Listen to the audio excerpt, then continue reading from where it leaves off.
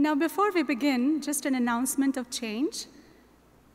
There is a little change to the published program that you have received. So this session was originally going to be delivered by Jim Scrivener. Instead of that, we are delighted to introduce Jamie Keddie's session here. So Jamie Keddie's session, which was going to be at 5 o'clock today, has been moved to this session, which is going to be from 2 o'clock to 3 o'clock, just so that you know.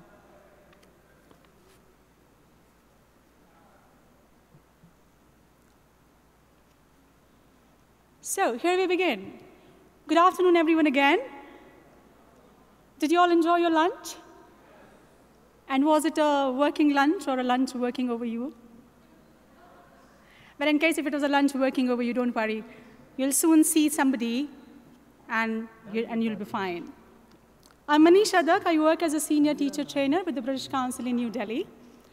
Welcome to the session, which is called Videocameras in English Language Teaching. I'm sure this session is going to be as interesting as the speaker himself. It's my privilege to introduce to you Jamie Keddie, who is from Scotland and lives in a beautiful land of Barcelona. There are 3 things that I'll definitely remember about Jamie, and I'll tell them in the order in which I discovered them. So the first thing, on the conference eve, when I was first told that I was going to chair Jamie Keddie's session, I didn't know who Jamie Keddie was. And just then, somebody whispered into my ear, Jamie is a very cute guy. Well, so my quest for this young, handsome man began on day 1. I asked different people if they knew Jamie Keddie by any chance, and if they could describe him so that I could find him, so that I could meet him briefly and knew more about him. Believe me, it was not very difficult to remember all that they said in response. Oh, Jamie Keddie, he's such a lovely person. Oh, Jamie Keddie, he has got such amazing, charming looks. Oh, he's so handsome. Well, let me assure you, Jamie, and I know you don't need that, it was definitely not a rumor about you. Second thing, do you know, I think we all know what a couch potato means, do we? Couch potato? Someone who watches a lot of TV. Well, Jamie describes himself as a YouTube potato. No wonder he's so much into videos. And the third thing about Jamie is, well, I'm jealous. I'm jealous because he's already doing what I have only been dreaming of. He's an author with the Oxford University Press, and has already got 2 books in his kitty. One on images, and the other one on videos. And if you want to know more about his books, you can contact Jamie after the session. Besides this, Jamie has been working as a teacher trainer for the last 8 years, and he has already spread his training charms in many countries. And I know where all those hearts come from on the first slide of your presentation now. There are a couple of other interesting things which I'm sure Jamie would himself tell you. Jamie would also let you know whether he would like to take questions as he goes along, or whether he would take questions at the end of his talk. So ladies and gentlemen, please put your hands together to give a warm welcome to Jamie Keddie.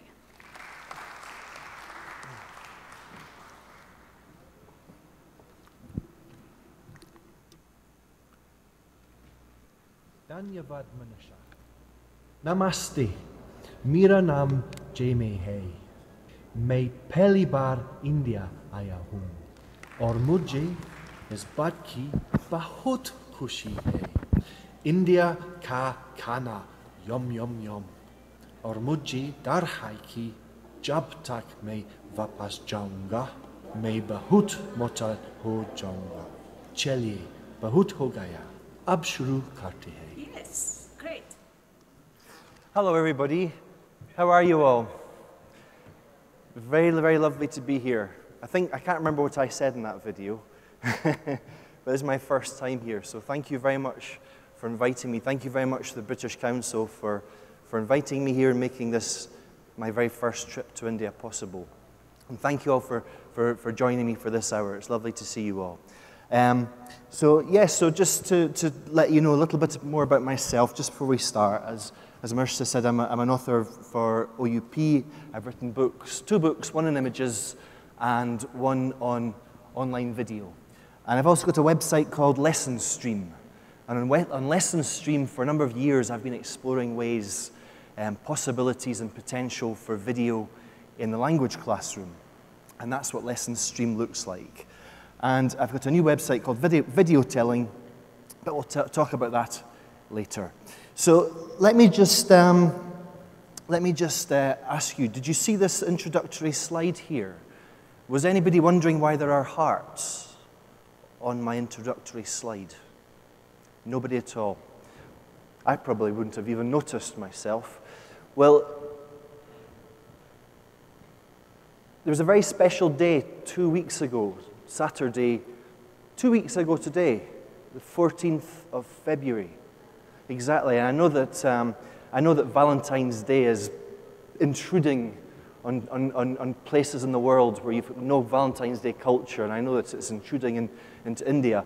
But for me, I don't really care about Valentine's Day, but there was a special reason that this Valentine's Day was important. Does anybody know? It was the 10th anniversary, exactly 10 years since YouTube was born. 10 years, can you imagine that? It's like, can you show me your hands if you, I'm sure, I'd be surprised if is there anybody here who's been working in this profession for less than 10 years? Show me your hands. Anyone who's been working in this profession for less than 10 years, except for George.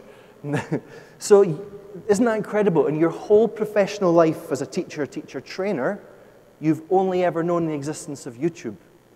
And what I think that has happened over this time is that I've been very, very interested in video content and how to use it, how to exploit it. But what's happened, you see, or what is happening, we're on the eve of video creation. So we're moving from video exploitation to video creation. And I know video creation is nothing new in our profession, but it's still not gone mainstream. And I think that, am I right in saying that using video in the classroom, making use of video content that already exists, whether you're a teacher, whether you're a teacher educator, is something that most of us do? Am I right in thinking that? How about video content creation? How many of you have been involved in creating video content in some context or another? Let me see your hands. So that's a few of you. If I come back here in 10 years and ask you that question, I'm sure most of you will put up your hands, because video is just an alternative medium. Rod mentioned yesterday about the danger of jumping onto bandwagons. Do you remember? And I would hate to be accused of trying to encourage people to jump onto a video bandwagon. But one thing I know about video is that teachers, they use video because they like it. Am I right? They find it kind of motivating. It's not so much, there may be a bandwagon element to it, but I hope that's not me. I think video is about passion, and this conference is about quality. I've seen plenty of situations of passion without quality, but I've never seen a situation of quality that didn't require or involve passion. So I think this is something that teachers feel quite strongly about. Video is an alternative medium.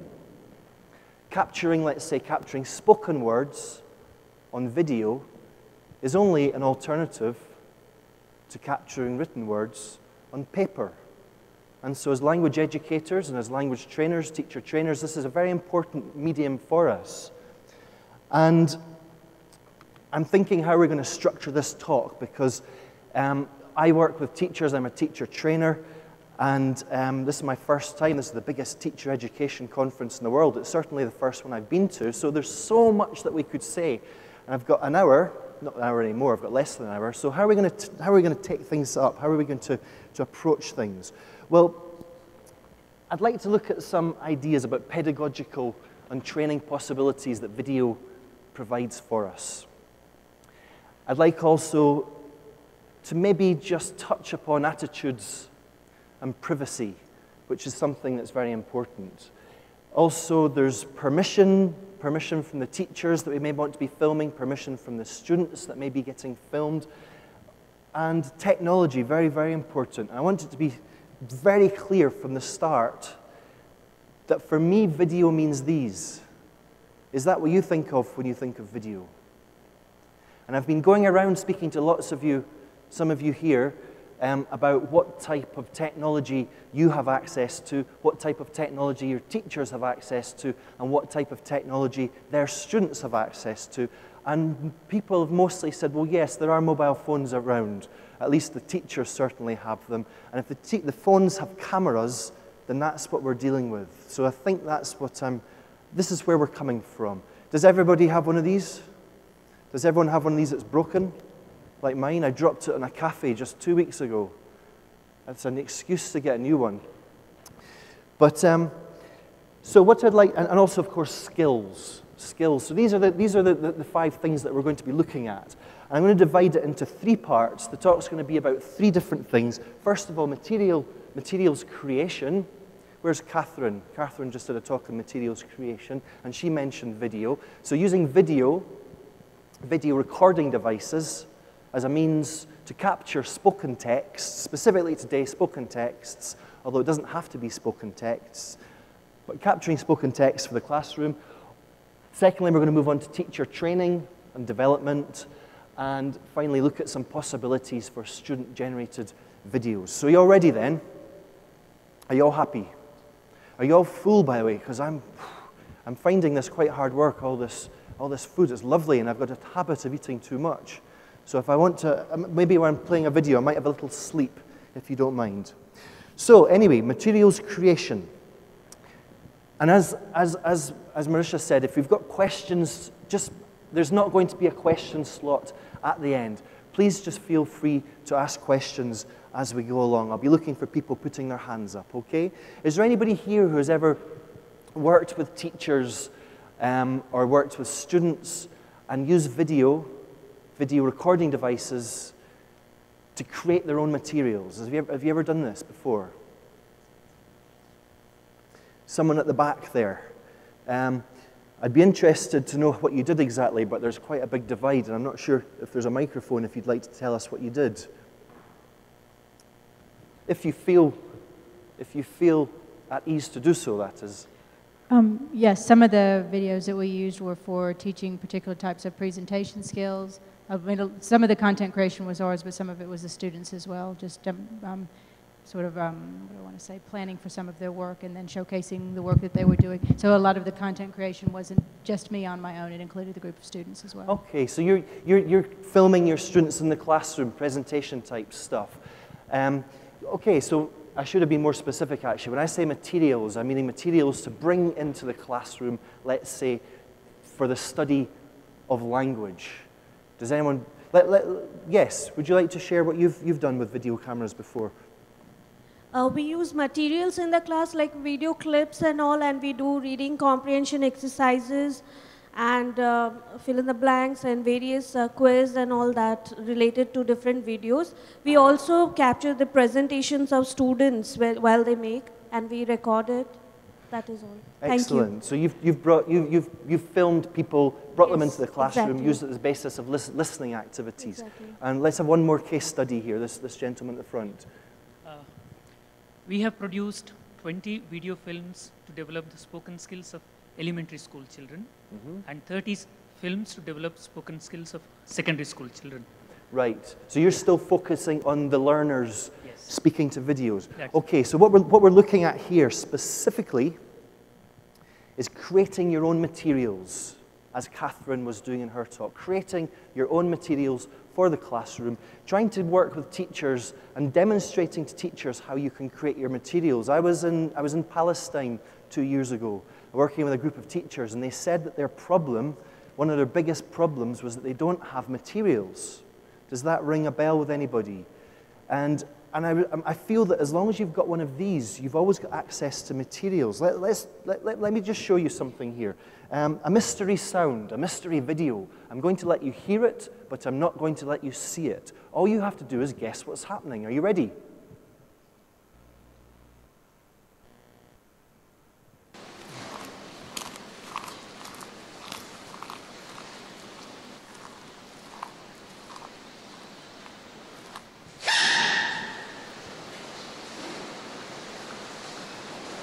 Did you hear that? So you're all wondering what's going on, and whether or not you know the answer, you've got some idea. You've constructed an internal narrative, right? Even if you're confused. So an activity I've done here is to do this very thing with my students, to play this mystery video, audio only. They can hear it, but they can't see it. Ask them to guess what's happening, a sort of communicative activity. The problem is, of course, what if students don't have the language, the scaffolding? What if they just can't express their own ideas? So something that I do a lot is take my video into my staff room where I work. At the summertime, I work at a place called NIL, Norwich Institute for Language Education, and I'm a real pest, you know. When my students, when my colleagues, my teachers see me coming at them with my video camera, they sometimes try and hide. So what I do is ask them questions or set them tasks that I'm going to do with my own students. Let me introduce you to 3 of my colleagues. Just listen to their ideas and compare their ideas of what was happening in the video you just heard with your own. Also, perhaps you could try and guess the relationship that I have with each of these people, professional relationship. Are you ready? I think it's someone walking down a platform at a mainline railway station when suddenly a pigeon is run over by a train. So, well, what it sounded like was there was somebody walking through, well, at first I couldn't decide if it was snow or jungle, and then I decided, yeah, I think it's jungle, because then there was this kind of screeching. I think it was some kind of tropical bird. But then actually, I thought another thing, which was that it was somebody eating, and they were crunching a biscuit or something. But then I didn't know what the what the scream was. Perhaps they found something horrible in the biscuit. I don't know. This is a squirrel or a similar gnawing animal, and it's eating something. I'm not sure if it's maybe crunching away at the bark of a tree, or it's crunching a pine cone or some nuts or something like that. Anyway, it's the sound of an animal's jaws going yum, yum, yum. And just at the end, I think it must have got a shock, because there's a kind of scream, and I think the squirrel runs away at that point. But anyway, I think it's a squirrel, and almost certainly eating something. Did you recognize any of those people? The first one was Alan Pulverness. The second one was Joe Sterling. And the third one was, of course, our own Rod. And in the summertime, I go to work at Norwich, and for 2 weeks or 4 weeks every year, Rod is my boss. So I have to be very careful. Where is Rod? I saw him a moment ago. Has he escaped? I think he's run away with embarrassment. So, do you see the idea here? Rather than just giving your students a sort of free vacuum of language to fill, what's going on here in this clip, this poof, in which they might just stare back at you, I've got no idea. Give them something to react against. There's 3 texts there, 3 different people's ideas, 3 different texts. None of them have got the right answer, but there's something to work with. And as somebody who's been working a long time with video and also worked with teachers who make use of video, I think that there's a number of very common, let's call them mistakes, or assumptions rather, that teachers make when they work with video. And the number one of these is to make the assumption that if it's video, it has to be used for a listening activity. Does that sound familiar? Video has to be used for listening, and it doesn't. I much prefer a video like this to be used for language study. And so rather than necessarily using it for listening, you could actually start with the spoken text. Do you reckon, whose text was this? Do you remember, out of the 3 people that you just saw? Alan was one of the directors, Joe, the girl, was my colleague, and Rod, of course, as we all know. Whose words are these? These were Rod's words. Now you might think to yourself, well, that's okay, Jamie, but look, there's some pretty tough language going on there. There's some high frequency, or rather some low frequency words like gnaw. Has anybody had any problems with teaching the word gnaw recently? I've never taught it in my life. There's a lot of devices that we find in spoken English, lots of hesitation, some false starts there. And is that a problem? Would that be a problem for students? If we want to use this as a model, what I do is I like to have two versions. I like to have my real version, the actual words as they were spoken by Rod, and then the version which has been adapted or modified. So my adapted, modified version looks like this. This is a squirrel or a similar animal, and it's eating something. No reference to the low frequency word gnaw. It's the sound of an animal's jaws going nom, nom, nom. And then it gets a shock. And what you see from this very short text, you've got aspect, continuous, and simple. You've got the background, you've got eating something, and then you've got the simple, gets a shock. And that's the language that I would like my students to take away from this and then react against it or work with it to create their own ideas after drawing attention to the aspect of the continuous and the simple. You'd like to know what it was that was making the sound, I'm sure. Am I right in thinking that? Or should we just move on? Should we move on? No? Okay. Okay, if you...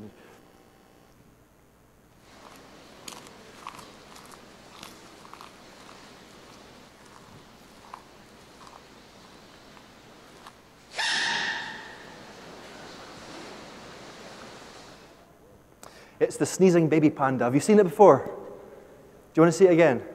Ah, it's like children. Again!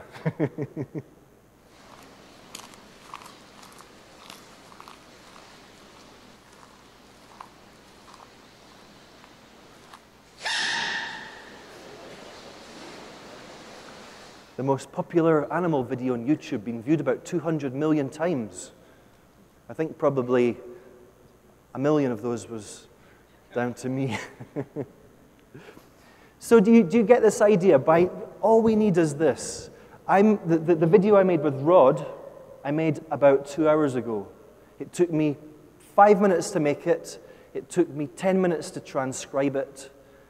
And the activities that I would then create with it, the activities that teachers would then create with it, or whatever they would do anyway, gap fills, anything like that, drawing attention to the language within the text. And it doesn't have, it doesn't have to be monologues, does it? We can make films of dialogues. In fact, I think that's maybe even more interesting, to get two people together, put them in front of your camera, ask them a question, you then have to walk away, otherwise you may be part of the interaction, and just get them to, so for example, one activity that I've tried is would you rather, you know that, would you rather? Would you rather be able to fly or make yourself invisible? Again, you're modeling the activity because before getting your students to talk about this in their pair works or whatever, you're showing them a video of two people actually engaged in that very question, and you can use the video to draw attention to the language. So monologues and dialogues, these are great. And this is potentially, what these can potentially do is bring the end to a paradox in language teaching. And the paradox is that for a century or more, we've been trying to teach spoken language using written texts. And the immediacy of these could bring an end to that paradox, but not yet. And I should have mentioned, quite importantly, that this talk is maybe not a retrospective, but a kind of prospective. This is about things to come, where we're going. So even if your teachers are not equipped, even if their students are not equipped, even if we're not equipped, things are going to be changing. Technology is going to become simpler, better quality. Is everybody happy? Show me your hands and do that if you're happy. Facebook thumbs up, but that's okay. I always ask my students that, my teachers, are you happy? It's my catch line. One day I'm going to try and lose it, but until then, just bear with me. Okay, excellent. Let's move on to the next part. oh, the next part's great. Oh, if you thought the first part was great, the next part, oh, it's great. No, this is about teacher training and development. Now, I was speaking to Michael, and he tells me that the British Council partnerships have worked with a number of local governments all around the country, and they've produced some videos of teachers at work. And has anyone come across these videos yet? And I believe you can get them on the British Council India website. Is that right? Now, who has made use of video cameras to film teachers at work? When I say at work, I obviously mean teaching, for the purposes of self-observation or peer observation. Who's made use of video cameras for this? Someone over there? Someone over here? Would you like to tell us specifically what you did? If you feel at ease to do so, you don't have to. Don't feel any pressure. No pressure at all. Could we give her the microphone, please?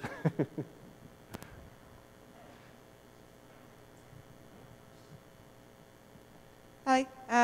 Working as a teacher mentor, so I used to observe first, but then after a while it was more important for the teachers to reflect. So using video in the classroom to show them. So at the beginning there were quite long segments, and they realized why they were losing students' attention. So then we started focusing on shorter video segments to try out new activities and see how the students engaged in that. And has it been effective in your opinion? Very effective, yes. And when you said long sections, how long are we talking? About 10 minutes. 10 minutes. Now it's interesting you say 10 minutes is long, because some people might say that's quite short. And I would agree that 10 minutes can be quite long.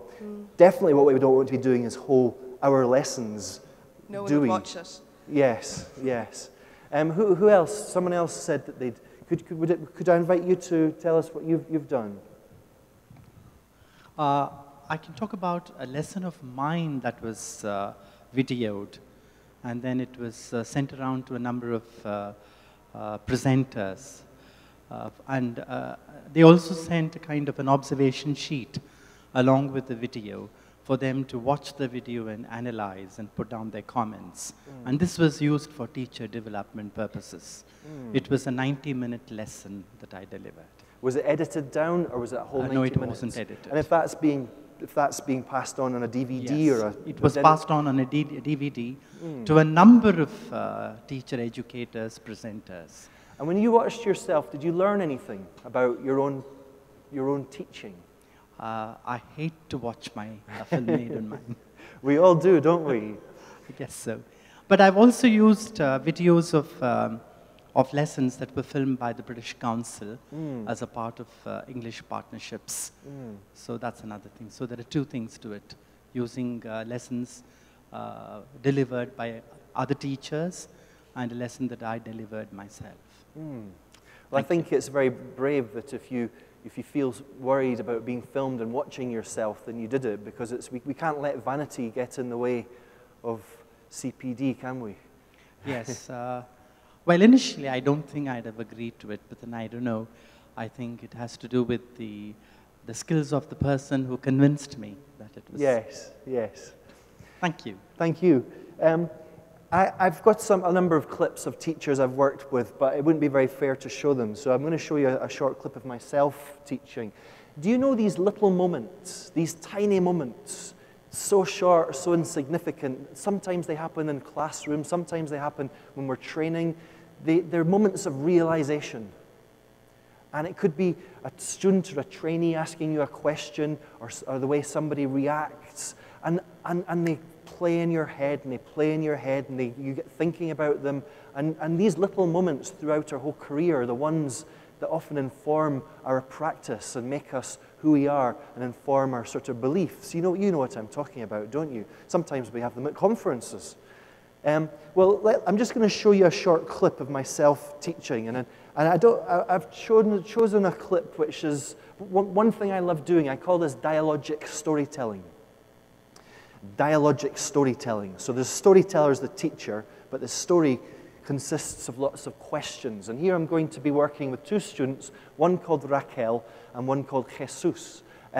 In the UK, we have sliced bread And in Spain, we tend to have baguettes. That's important for the clip you're going to see. The story itself is about a man called Matthew.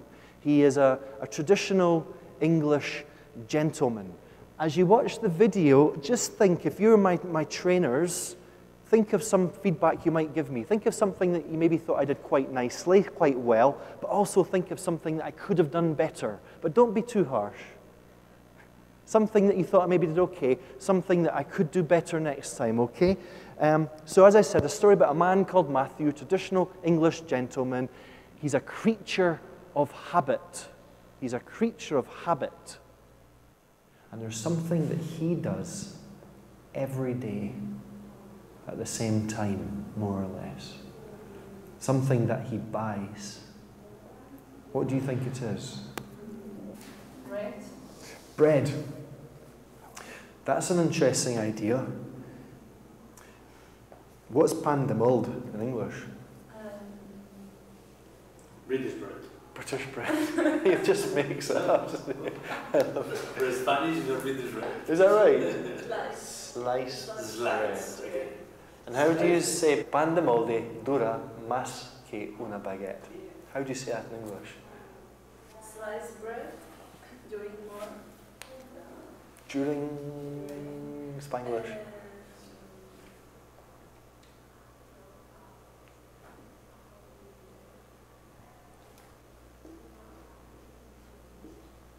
What's this letter? Only one possibility. No, only one possibility. If you don't know the verb, it doesn't matter.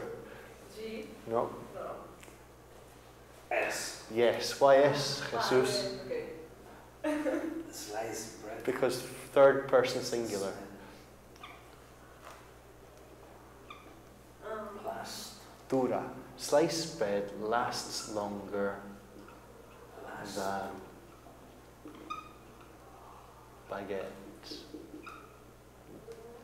So, it's unusual to buy sliced bread every day. It'd be very unusual. The thing that he buys every day is made of paper, but it's not a newspaper. It's probably about that size. Yeah, a number of lottery or something like A lottery ticket. A lottery ticket. It's not a lottery ticket. It's similar. What's this verb? scratch. Yeah. Scratch. Scratch. Okay. He doesn't buy a lottery ticket.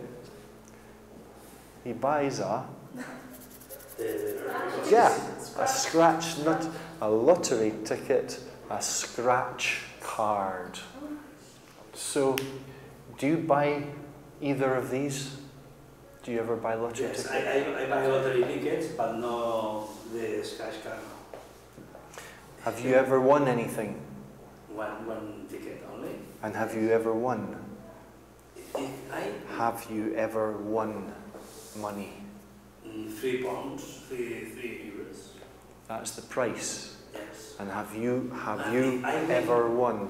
Maybe 30,000 euros. No, I don't believe you. 30, yes. You won 30,000 euros. If I get the first prize. Yeah, but Yeah, you say that one time. So you buy scratch cards, Jesus, and you buy lottery tickets, Raquel. Could you hear that okay? Yeah. I'm a bit nervous now. I didn't like watching myself there. It's horrible. Your voice sounds so horrible. But apparently, your voice on video or audio is actually how you sound in real life. So if you're not prepared to watch yourself in video, you're lying to yourself.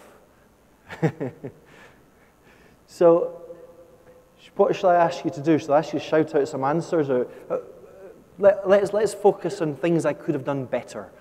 Things I could have done better. There's a couple of things that I did like. What I like to do is, rather than saying no to my students, I try and ask them more questions. For example, I said, what do you think he buys? And one of the students said, bread. So instead of saying no, I tried to look for a learning opportunity or a teaching opportunity. So that's something I like that I did. What could I have done better, though? Don't be scared to be critical, because I can take it. I'm a big boy.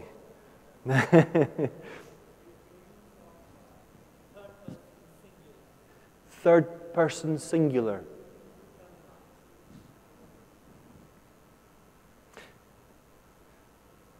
I use the terminology. Use of terminology, third person singular. Is that? Well, it's not a bad idea, but I was just wondering if they would be able to, at the level at which the learners were, do you think they'd have made sense of what you said? Well, I mean, I can tell you that they do, because that's the culture I've created in the classroom. In fact, sometimes I call it 3PS. 3PS, and they know that stands for third person singular, just an eliciting technique, nothing more than that. So if they'd never met that as a phrase before, then absolutely that would be a potentially foolish thing to do, wouldn't it? Yes, so it's a good point to make there. Does it assume that, do we assume that they knew what you said? They were aware of third person singular? It's a good question, because I asked them, I actually said, why do we have the S?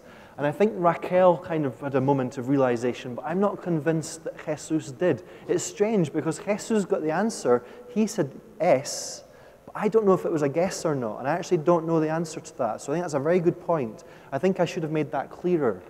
Yes. Anything else you'd like to comment on? Things I could have... Yes. Yeah, instead of saying no, when you get the answer, we can always write the word down on the board and say anything else. You can get some more words from from the students. So you're saying take the students' ideas and write them on the board? Right. Absolutely. In fact, what was the structure I was working with? I said sliced bread lasts longer than a baguette. Yes. I think I wrote that on the board, but I could have written the other ones on the board as well. Board work is incredibly important for when you're eliciting, especially for structures, because it draws attention, doesn't it, to things like word order and grammar. It draws attention. It promotes noticing. What's one of my main reasons for using board work. Yeah, so thank you for that. Anybody else would like to be harsh? You can be more harsh on me if you like. Yes, a man here would like to. I'm a bit scared because he's smiling. I was just wondering how much you had to struggle to elicit the answer for your question. That showing 4 fingers. I mean, you really had a problem in getting the answer, right? You're talking about the last part, aren't you? I Yes. was trying to show individual words. That's right. Have you ever won Yes. anything? Yes. Yes, and sorry, what was your question? And the gentleman was not able to get your question, and I don't think you were able to elicit the right answer at the end. I panicked, didn't I? I didn't know what was going on. I couldn't really conceive why he didn't understand the question. Yes. I kept repeating it. That's I right. thought maybe he can't visualize the individual words, so I said, have you ever won anything? He still didn't get it, and then I kind of gave up. Yeah, that's right. I gave up. Yeah, maybe you could have put them together, asked them to, you could have taken... Exactly, yeah. What do we think of that? Now, it was for me, watching this video again, I hadn't even really realized that moment. And it was an important moment, because what I learned from this video after watching myself was the realization that a student, we're talking about Jesus, he's only been learning English for a year and a half. He speaks English pretty well, but his receptive skills are lagging right behind his spoken skills. And that very specific word, that past participle of win, W-O-N, won, it turned out that he was misidentifying it as a number, the number 1. And that was the whole part of that misunderstanding. And I didn't realize that at the time. And as a teacher, watching yourself teach, you become aware of these little moments of missed opportunities. And it's incredibly important, I think. Listening. A big part of listening is for students to be able to hear, in a meaningful context, new language. And so if you did teach that past participle WON on the board, you might want to incorporate it into the class sometime later on so that your students don't only get the opportunity to have it written on the board, pulling it from a text, etc., but later you can try and slip it in to the class. Have you ever won anything? And if they can compute that, if they can comprehend it, then they're taking it a little bit further in their acquisition. And it's these tiny little moments that I'm talking about that inform you as a teacher or as a teacher trainer that video and self-observation can be an incredibly effective way of becoming aware of them. And this is, for me, this was self-observation. But in the context that we're using here, it was peer observation. Yes, a question here.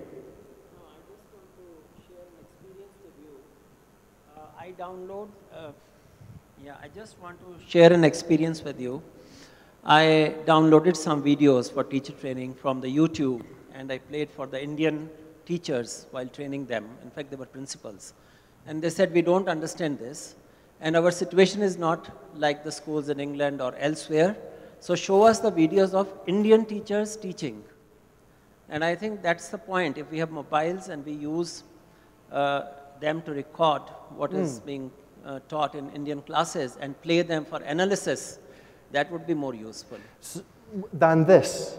No, I mean, the idea is that we can have our own cultural context, the idea that you have given about shooting videos from mobile, and then it's not foreign. It's our own classroom, it's our own teachers, and it's the material that we can analyze and associate with. Yes, thank you very much for that. It's a very, very important part. But this whole talk is this new era of video, or going mainstream with creating your video. Now, I don't know about you, but when I did my teacher training course all those years ago, we used these videos for video observations, and I believe that a lot of teachers that did their teacher training at the same time used the same videos. There was a teacher going through this daily routine, brushing his teeth, washing his face, eating his breakfast. Does that mean anything to anybody? Do you remember that? I can see a few people nodding. And that was the era of video content exploitation. But the important thing is, you can create your own video of your own teachers in your own institute, which is much more contextualized to yourselves and your place and your teaching. And I think that's a very, very important point that you've just made there, and that's what this talk is all about. So thank you very much for that. If I could also just say one more thing. I don't think it's just enough to have a video of a teacher at work. I think you have to also have the teacher who was at work giving his or her reasons for having done things, rationale, background stories, background information. I would have to tell you how long those two students have been teaching for, my relationship with them, the fact that the day before, or rather the week before, we'd actually looked at sliced bread. That had come up in class. The expression, the best thing since sliced bread, had come up in class. Also, very importantly, the verb to last had come up in class. So I was using that as a reason to, as an excuse to revisit the language. I could probably talk about that 3-minute clip for about 20 minutes. I'm not going to do it because you'd get bored. But the point is there's so much meta information which is so essential to actually being able to understand the video in itself. So don't just film your teachers at work, but complement it with video interviews of your teacher talking about the video. I think that's very, very important, and it's still related to what you're saying. If it's contextualizing, it's also personalizing it. Right, we're moving on to the last part. By the way, the story, it's called the scratch card story. If you want to see the full story, it's on my website, videotelling.com. Right, I keep leaning on this and it's wobbly. And it's a nice room, this, isn't it? Has anybody seen themselves on the screen so far? It's dangerous, isn't it? Because if you fall asleep, you can be spotted by the cameraman. Cameramen, I've noticed you pointing the cameras on people who are falling asleep, and that's very naughty. Has anyone seen themselves on the screen sleeping yet? That's a silly question. You can't answer, can you? But a few. So feel free to close your eyes, but if you're tired, it's after lunch, but you may be on the screen. Okay, part 3, unless we've got any more quick questions to move on. Okay, in that case, part 3 is a question here, yes?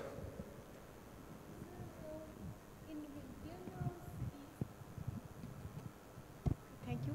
Sir, in Indian cities, it is very difficult to get the children to the schools. How can we go there and teach them in all these means and methods? That really, if I was to give you an answer there, I would be making something up. I would be lying and just trying. I'm not sure. This is a context which is so different to mine that I wouldn't really be comfortable with trying to suggest anything there. I think if you want answers to that, there's people in the room that would be much, much better qualified to answer that than I would be. So I hope you don't think I'm ducking a question there, but thank you for it. Some of the teachers I've worked with try and reward them. There's one teacher I know that works in a tiny village in the north of Spain, and she tries to reward her students with sweeties. That's the best I can give you back there. Right, so student-generated videos, the kinds of tasks that students can actually be using here. Now, have you ever seen any of these individuals before?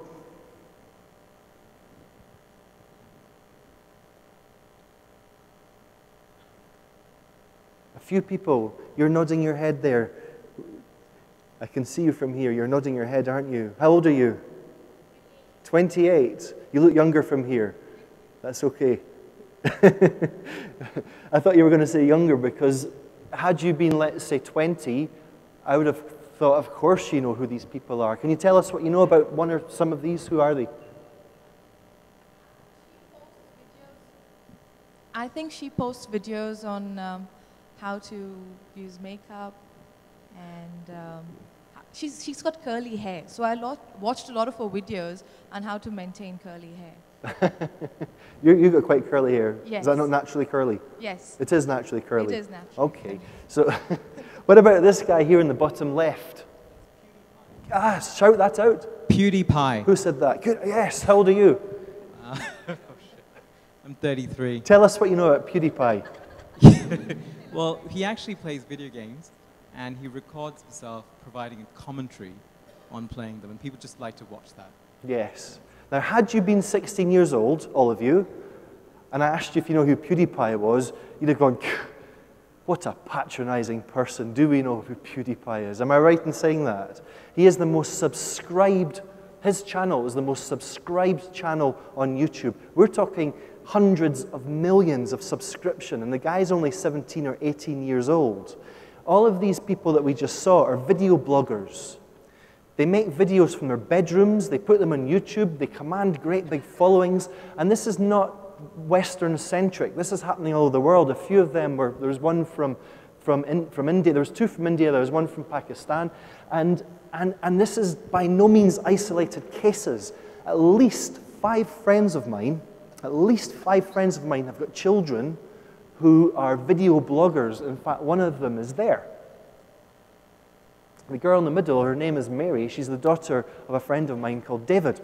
And it's becoming mainstream. This is what kids are doing. They still have their favorite pop groups and musicians, but they also have their favorite video bloggers. And what about these? Do you recognize any of these? You won't do, because these are all students. Some students that I've worked with, other students that teachers that I've worked with have worked with. So trying to create tasks, video tasks, in which learners create talking head cameras. In fact, I like to call them video selfies. Although, for example, here's a talking head video, it's not a video selfie, is it? This is a video each othery. But the point is that you call them video selfies because you're reinforcing the idea that you can make them at home, on your own, without any help.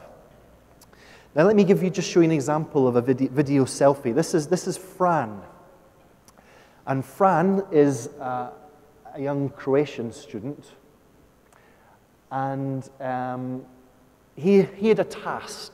The student's task was to choose an advert they like, an advert on television or an advert on YouTube, go home, make a talking head video, a video selfie in which they describe the advert but don't say what the product is, because that's what Fran's classmates have to do. They have to watch the video and guess what the product is. In your case, I may tell you what the product is as we're going along. Okay, here's Fran.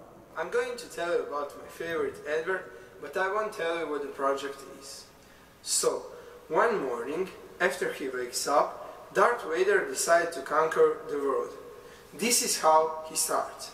He's walking through his house with his big scary cloak and big black mask. He looks very confident. We can hear the Star Wars theme in the background. Soon he starts his mission to conquer the world. He walks into a room and comes to the fitness bicycle. He tries to use the force to lift it, but nothing happens. After that, he uses the force on his dog, but dog isn't responding. He can't believe, but he tries again. Now he uses stronger force on the washing machine, but he also fails. The same thing happened with the dog. He decides to continue. He walks into the kitchen to eat and restore power. Darth Vader tries to pull plate, but he can't even do that. Vader is beginning to lose all of his hope. After a few seconds, he hears a noise in front of their house. He sees a man and a dog, but he just bypasses them. He looks at his target. Suddenly, all music stops. You can even hear a beat. Darth Vader is using 100% of his force and his all body strength. He's trying very hard. And he succeeds. He can't believe he actually managed to use the force. Darth Vader is back. So you see, this is an alternative medium. Spoken words and video are nothing but an alternative to written words and paper. And the most important thing I have to tell the teachers that I work with is they still make use of the technology in their own hands. When they're creating videos of learners, or rather when they're wanting to create videos like this, the technology stays in the teacher's hands, and that's what we have to stop. We have to make use of technology in the hands of the learners. I like learners to go home and make videos like this on their own, at home, with their own cameras. That's why I call these video selfies. There's all sorts of things we can do from there. I mean, we've got to think about, this is questions. What kind of feedback can we give students? Can we get students giving each other feedback, or is it to be teacher to student feedback? And if so, how do we reduce our workload? There's lots of questions like this that we have to ask at this stage. Remember, this is prospective. This is about what's coming. And as I mentioned, if you're looking for specific tasks, and we're moving from this video exploitation to video production, then we can start to look at videos like this as being models. Models for students to create their own versions. We know these instructional videos, don't we? There's so many of them on YouTube. I've got to ask you a question. Does anybody know a man called Wilbur Sargunaraj? Anybody? Oh, I'm so disappointed. He's one of my favorite YouTubers. He's such a lovely man. And he's got instructional videos. I've learned so much of him. I've learned how to eat food with my hands. I've learned how to tie a lungi. And he demonstrates how to use an Eastern latrine. And he's a big hero of mine. And we can make use of videos like this, not for this specific one, but instructional videos. Students have got to go home, make an instructional video of their own. Everybody's an expert at something, and if you want, you can have commentary only. So in fact, you don't have to see their faces. Just one last thing. This video that you saw from Fran is on my website, videotelling.com. It was a teacher friend of mine got involved in a project. She got all her students to create videos. It's a bit of a case study. You can read about it on my site. She gave her students rather, a questionnaire. One of the bits of feedback was that mostly the problem was that it had to be done in one take and had to film it all again if they made a mistake. And that's actually not the case. One great thing about video is that, and I'm sorry to show you this, this is not the sort of thing you want to see. This is a, so maybe some of us stop teaching to get to move away from this kind of thing. Hey guys, it's me, your favorite person in the world. Not, it's Trevor, and I'm here with a P.O. Box video. So I will be opening up some of the... Do you see what he's doing? This is called jump cuts. Jump, jump. It's an editing technique that's evolved mainstream on YouTube, and it's a really, really good one for making your own video selfies. I made use of jump cuts to make the video that I showed you at the start. Watch my jump cut. Namaste. Mera naam Jamie hai. Main pehli baar India aaya hu. Aur mujhe is baat ki bahut khushi hai. India. So do you see the jump cuts? If I can, and what I've done here, here's my editor, my video editor. All I've done is cut out the small parts that aren't necessary, like that one there, and that one there, put them all together. If I could show you the original version, or just a moment from it. I had a great teacher, by the way, really good teacher. How much do you charge for lessons? Namaste. Mera naam Jamie hai. Main pehli baar India aaya hu. Bahut khushi hai. Bahut khushi hai. I'm back chaining here. Bahut khushi hai. Aur mujhe bahat ki kahut khushi hai. Oh, I forgot to smile. Bahut khushi hai.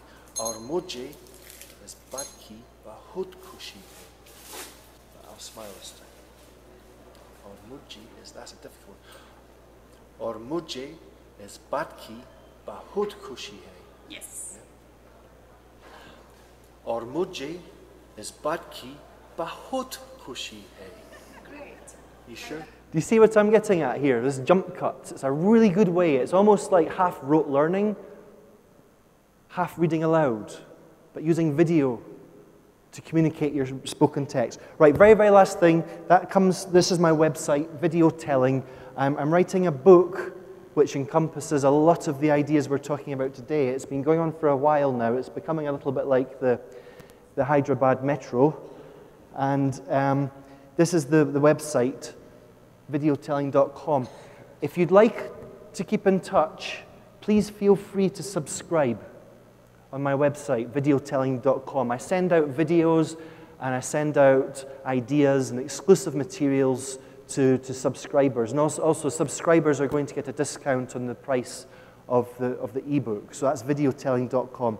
There's also a channel, YouTube channel. I'm going to give you my email. If anybody would like me to send you the handout is going to go on the British Council site. If anybody would like me to send you the handout personally, please feel free to take my email. It's hello@jamiekeddie.com. And also, as I said, please feel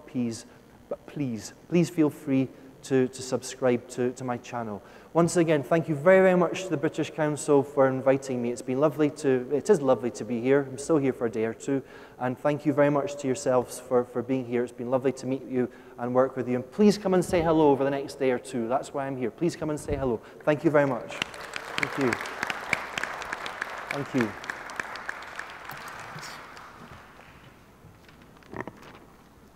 Thank you so much, Jamie, for such a lively, stimulating, interactive, and engaging presentation.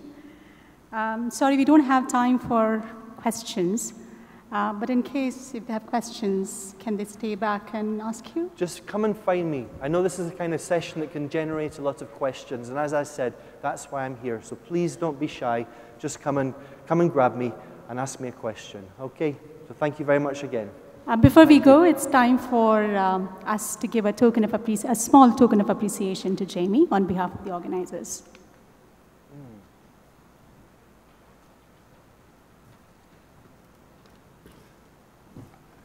Thank you very much.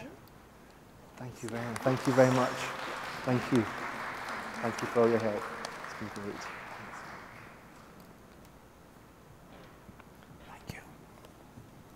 So that's all from this session now. We break for tea and enjoy the rest of the day today. Thank you so much, everybody, for coming here.